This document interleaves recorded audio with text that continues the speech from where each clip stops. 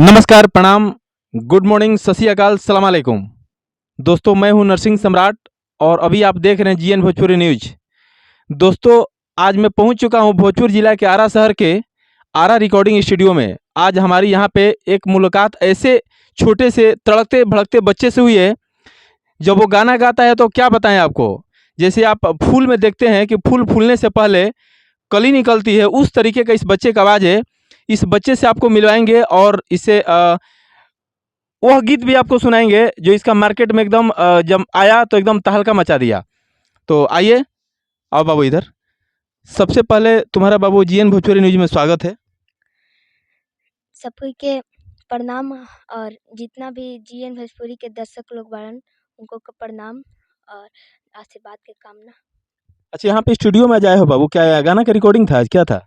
गाना का रिकॉर्डिंग था। कौन सा गाना, क्या लोकगीत था या अभी तो छठ पूजा के समय चल रहा है, छठ पूजा का गीत है क्या? हाँ, छठ पूजा का था। क्या उसका एक लाइन सुना सकते हो थोड़ा सा?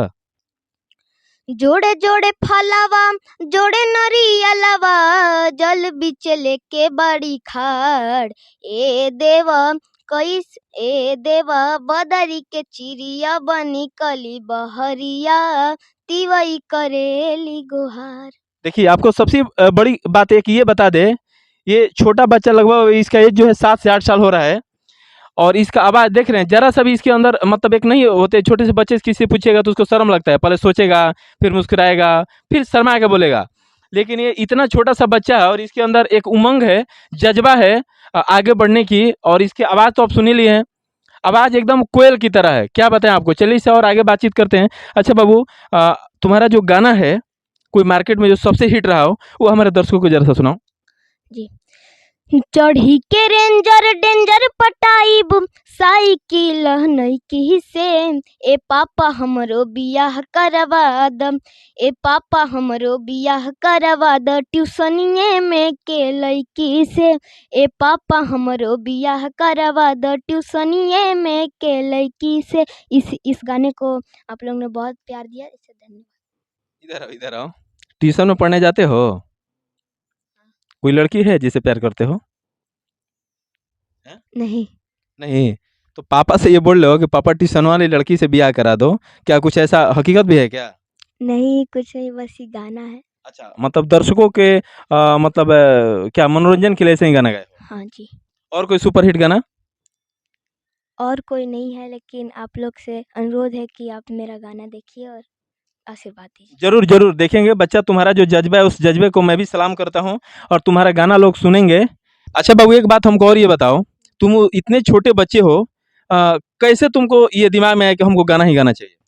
देखिए, जब हम छोटे थे तो हम बचपन से ही गाने का मेरा शौक था, तो इसीलिए पापा हमको एडमिशन करवा दिए कहाँ एडमिशन हुआ है?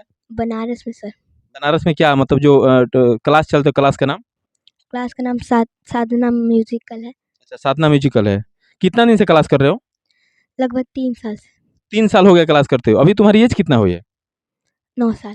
9 साल। देखिए, 9 साल की एज में ही एक छोटा सा बच्चा इतना गर्दा मचाया हुआ है और अभी आपको इसका आवाज़ हम सुना ही दिए। अच्छा, एक बात और बताओ बाबू, इतना बढ़िया बढ़िया जो गीत है ये कौन लिख के देता है? ये हमारे बड़े भैया का आशीर्वाद है, बबुआ भुवन जी लिखते हैं। अच्छा, बबुआ भुवन जी गाना लिख के देते हैं, अरे वाह।